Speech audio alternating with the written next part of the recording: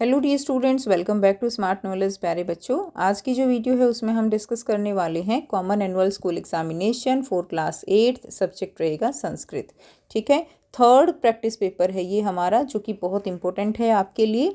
इसके अलावा बाकी जो किए गए हैं आपके साथ शेयर, वो सभी आपको मिलेंगे प्लेलिस्ट में। लिंक आपको मिलेगा वीडियो के एंड में या इस वीडियो के डिस्क्रिप्शन बॉक्स में। वहाँ से सभी पेपर अच्छे से कीजिए ताकि आप बहुत अच्छा स्कोर कर सको।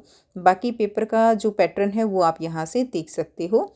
ठीक है, यहाँ से अपठितो बोधम 8 अंक, रचनात्मक कार्य जो है 12 अंक के लिए, व्याकरण आपकी 18 अंक की होगी और पठितो बोधम 22 अंक के लिए। So now let's start.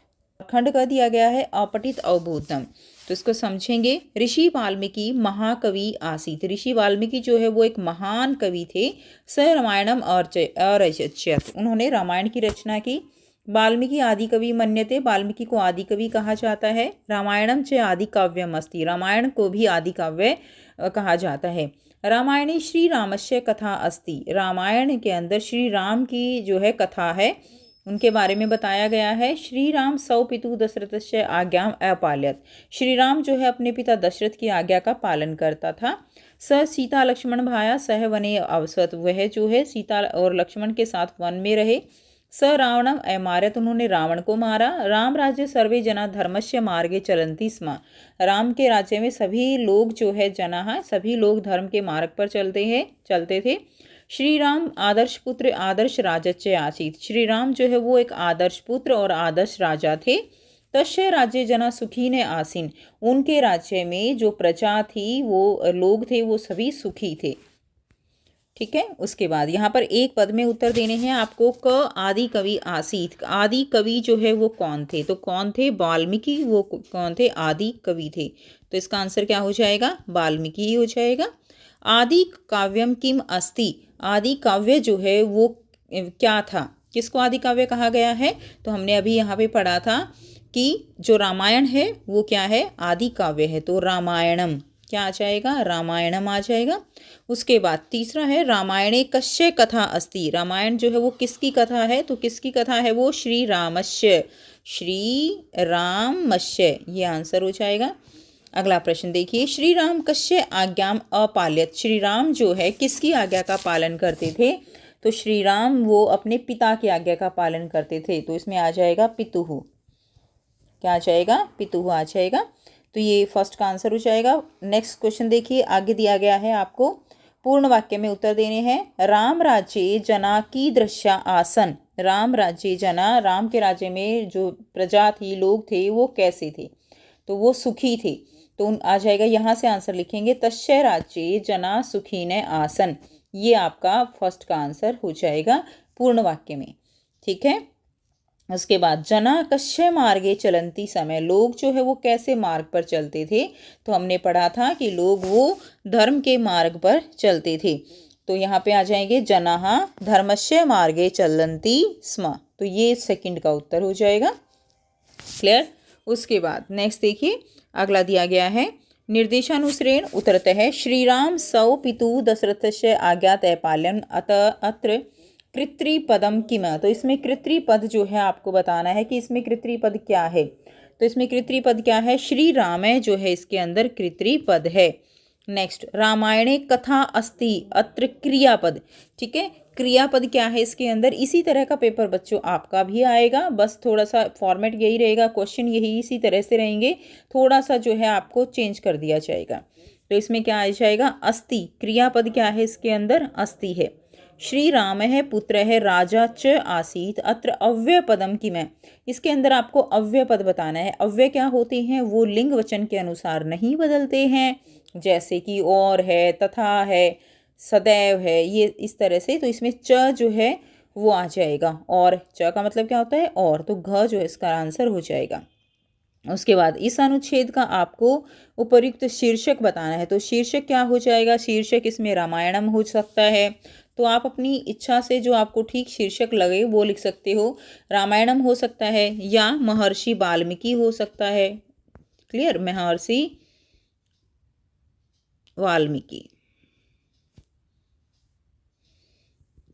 ठीक है,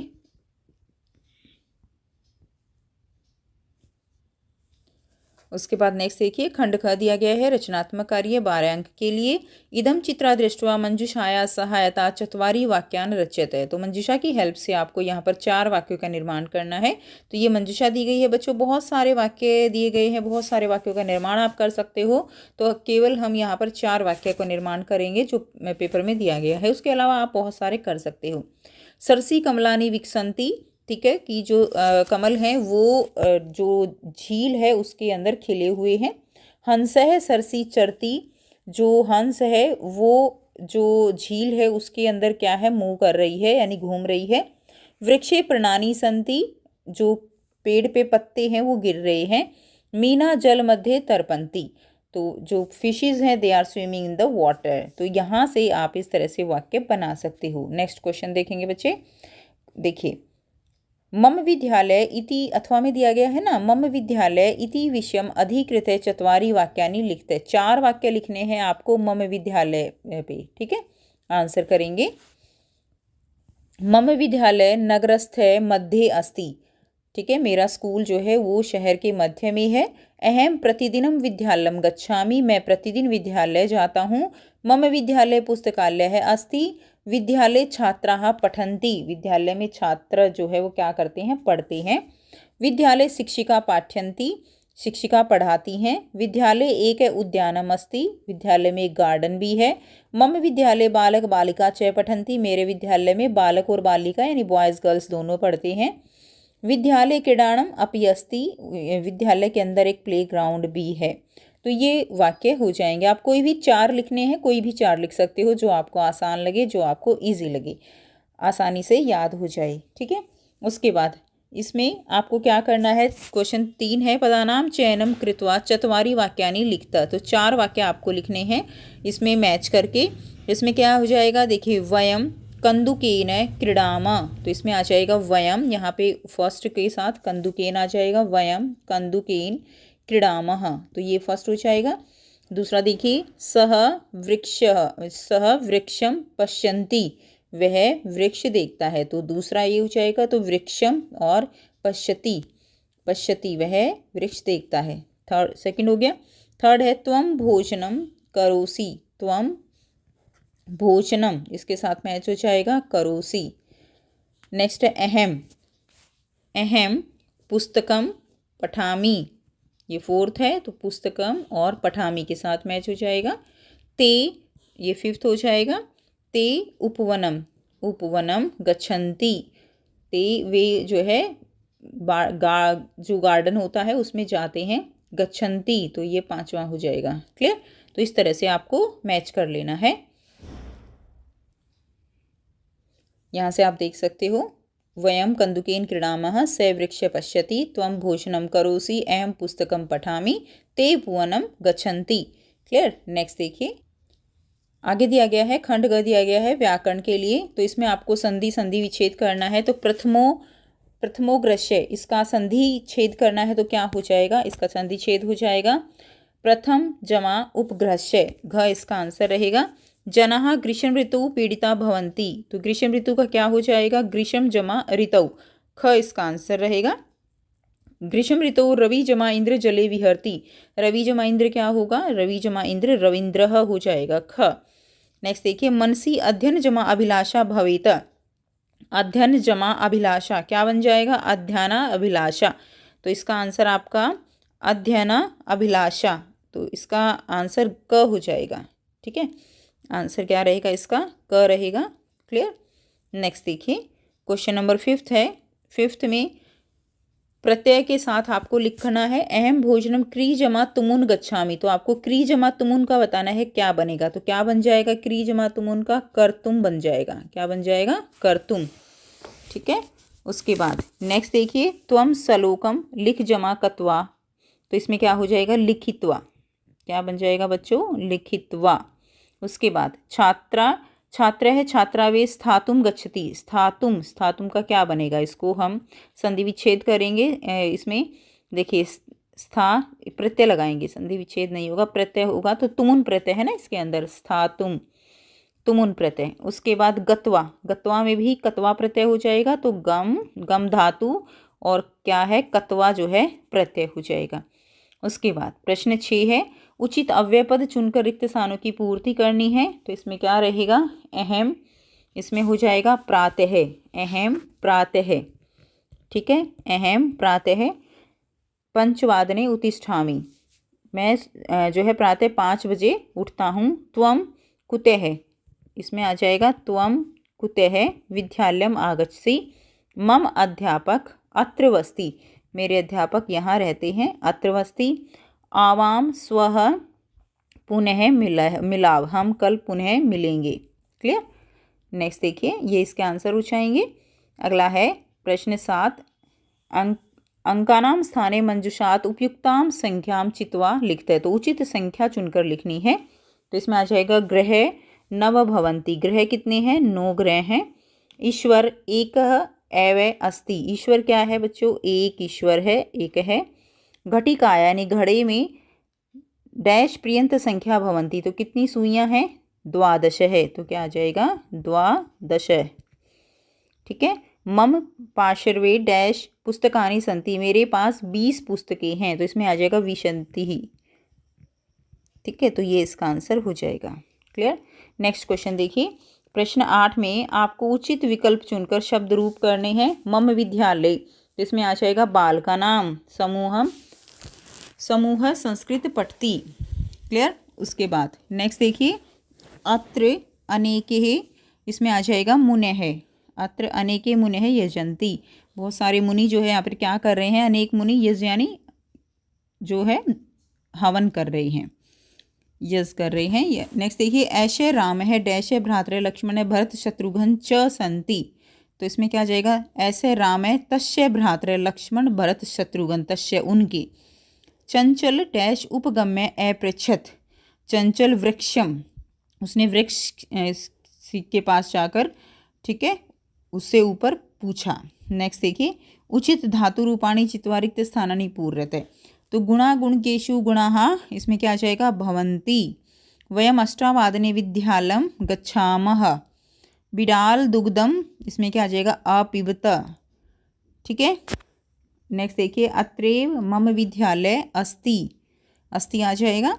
उसके बाद नेक्स्ट दिया गया है पठित अवबोधम, दिया गया है आपकी बुक से लिया गया है ये, तो वहाँ से आपने इसको अच्छे से पढ़ा है, तो इसके क्वेश्चन के आंसर हम करेंगे। तो इसको एक बार समझ लेते हैं। जनवरी मास, मैं आपको इसकी हिंदी बता रही हूँ, ठीक है, ध्यान से देखिए लाइनें। जनवरी मास यानी यहाँ पे तृतीय दिवसे 1831 यानी 3 जनवरी 1831 में महाराष्ट्र के नायगांव नामक स्थान पर सावित्री बाई फुले का जन्म हुआ। तस्य माता लक्ष्मीबाई, उनकी माता लक्ष्मीबाई और पिता जो है खंडोजी जो है उनका नाम था। 9 वर्ष की आयु में उनका विवाह ज्योतिबा फुले के साथ हुआ, ठीक है। सो अपि तदानी, तो वह भी उस समय 13 वर्ष, 13 वर्ष कल्प है, वह भी उस समय 13 वर्ष के ही थे। यतो ही स्त्री शिक्षाया प्रबल समर्थक आसीत, वह स्त्री शिक्षा के क्या थे, प्रबल समर्थक थे।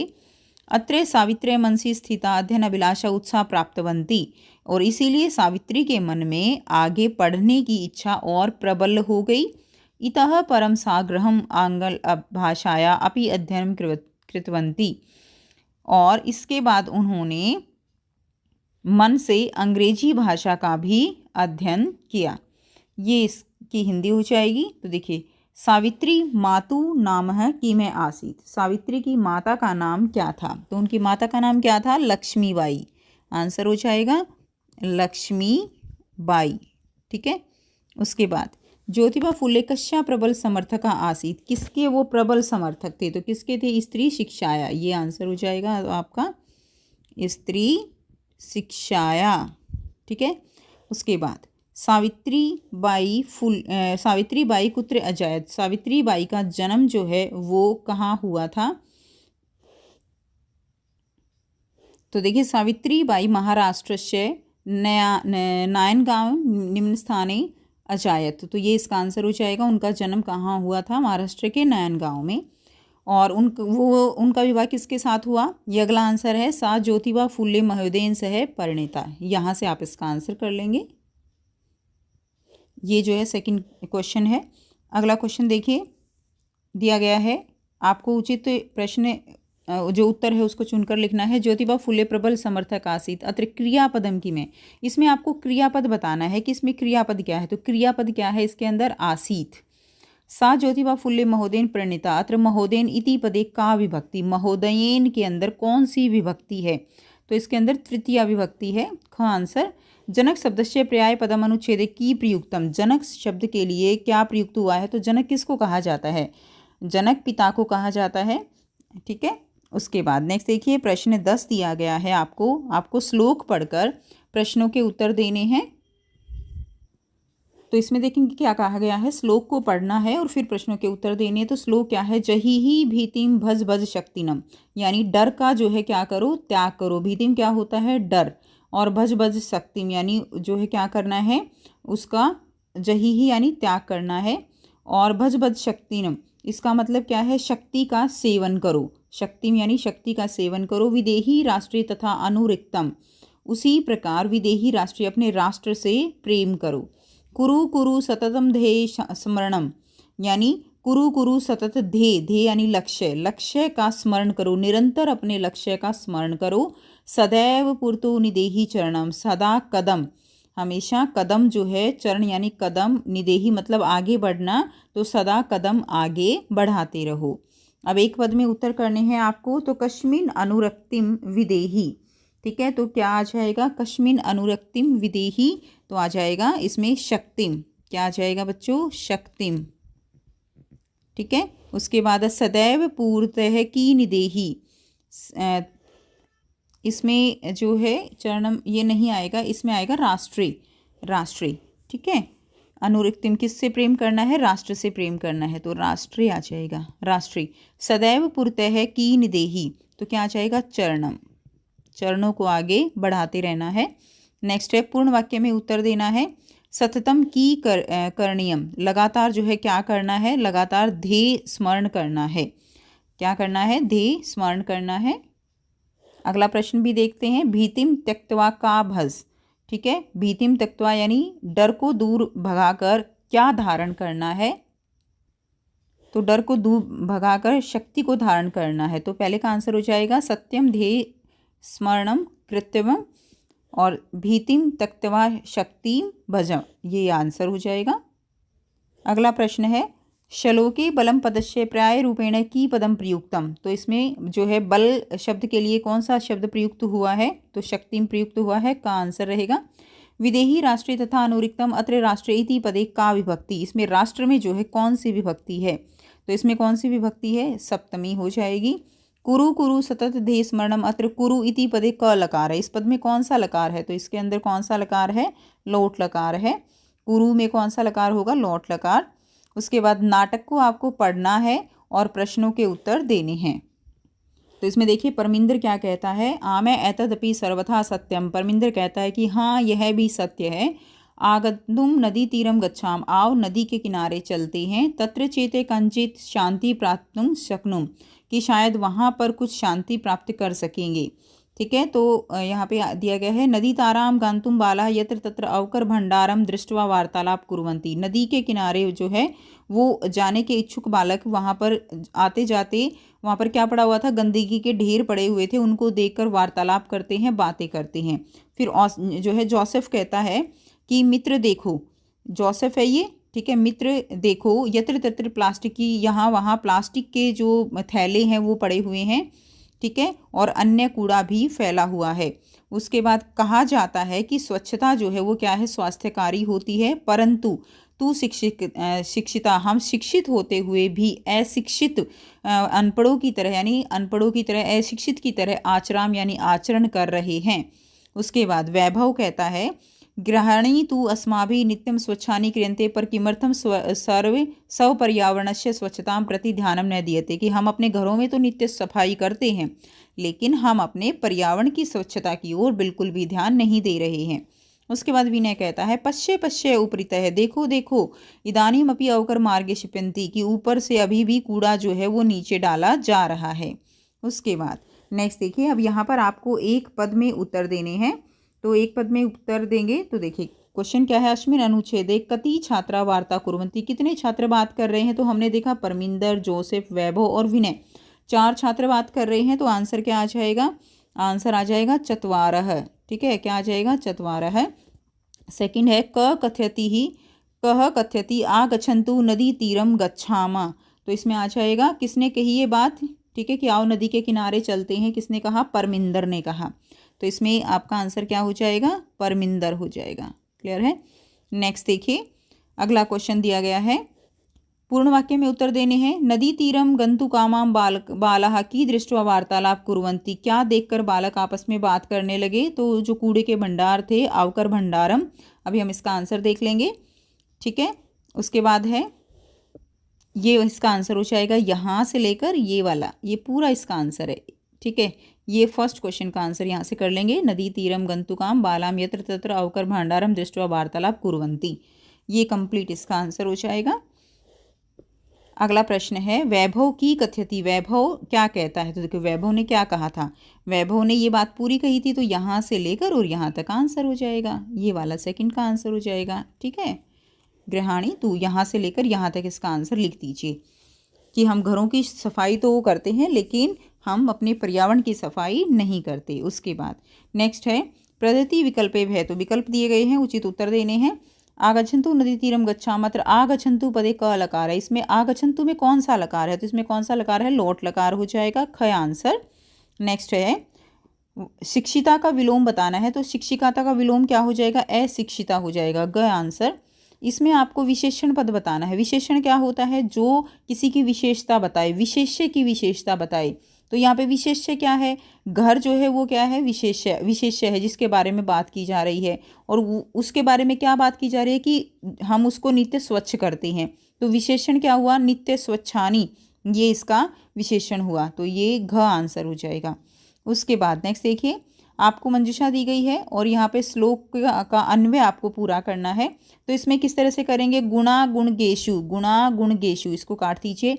ठीक है, ऐसे जो है ना थोड़ा आइडिया हो जाता है कि क्या बचा हुआ है। और उसके बाद इसमें क्या बच गया, गुणा, भवंती दिया गया है तो गुणा बच गया, तो पहले का आंसर क्या हो जाएगा, गुणा हो जाएगा। उसके बाद देखिए, ते निर्गुणम प्राप्य है दोषाः, क्या बच गया, भवंती, तो दूसरे का आंसर क्या हो जाएगा, भवंती। उसके बाद देखिए, सुस्वादोत्य हो गया। उसके बाद यहाँ पे दिया गया तीसरा जो बच गया, क्या बच गया है, नद्य बच गया, तो बस तीसरे का आंसर ये हो जाएगा। क्लियर है, इस तरह से करेंगे। उसके बाद प्रश्न 13 में आपको यहाँ पर पाठ्य पुस्तक में से कोई भी 2 श्लोक लिखने हैं जो आपके इस क्वेश्चन पेपर में नहीं दिए गए हैं, वो 2 कोई भी श्लोक आप यहाँ पे लिख देंगे। तो ये था कंप्लीट सॉल्यूशन इस पेपर का। आई होप सभी बच्चों के लिए ये काफ़ी बेनिफिशियल रहेगा। सो मिलते हैं आपसे नेक्स्ट वीडियो में। Till then take care, bye bye and best of luck for your exam.